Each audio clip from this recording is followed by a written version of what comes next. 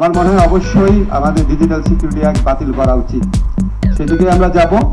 ঠিক এই মুহূর্তে পুরাটা বাতিল করব নাকি স্পিচ অফেন্স সব বাতিল করে দিব, সেটার ব্যাপারে আমি একটু সাইলুম আছে, তারপর আমাদের মাহফুজুল হক সুপন আছে, তারা বিষয় বিশেষজ্ঞ, তারপর একদম আরো যদি কোনো বিষয় বিশেষজ্ঞ দেখে থেকে আমরা কথা বলে দিব। বাট আলটিমেটলি বাহাদুর 2 in 1 মশার কোয়েল।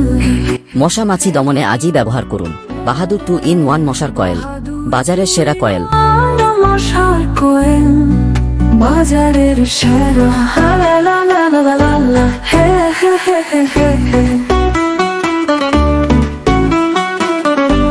লা লা লা লা লা লা লা, হে হে হে হে হে। বাতিল হবে। পরবর্তীকালে যখন নতুন আইন হবে, এটার বেসিক অ্যাপ্রোচ থাকবে সাইবার সুরক্ষা দেওয়া এবং নাগরিককে সুরক্ষা দেওয়া বিশেষ করে।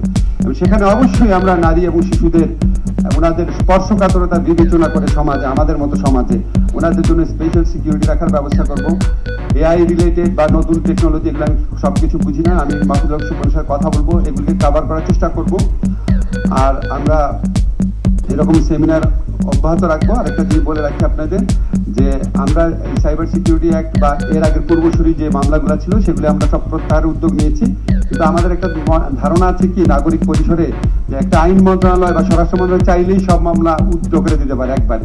এটা সত্যি না, আপনারা প্লিজ একটু ভালো করে একটু মনে রেখেন। একটা মামলার বিভিন্ন স্তর থাকে, হ্যাঁ, পুলিশ ইনভেস্টিগেশনের স্তর থাকে, তারপর চার্জশিটের পরের স্তর থাকে, আবার কনভিকশন হয়ে গেলে অন্যরকম অবস্থা হয়।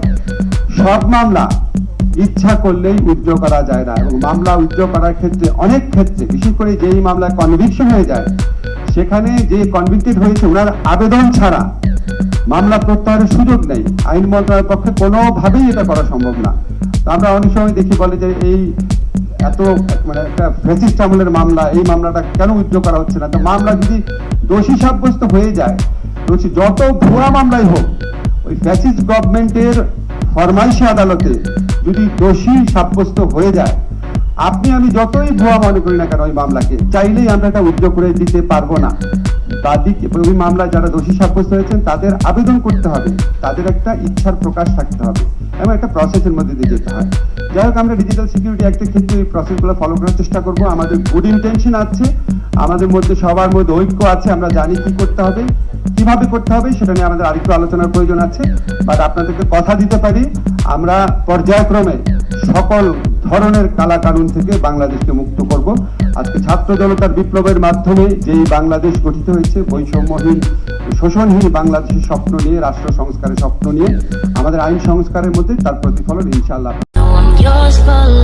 बहादुर मीडिया से एआई के साथ वीडियो संपादित करें बिल्कुल मुफ्त। गूगल से ऐप डाउनलोड करें और इंस्टॉल करें।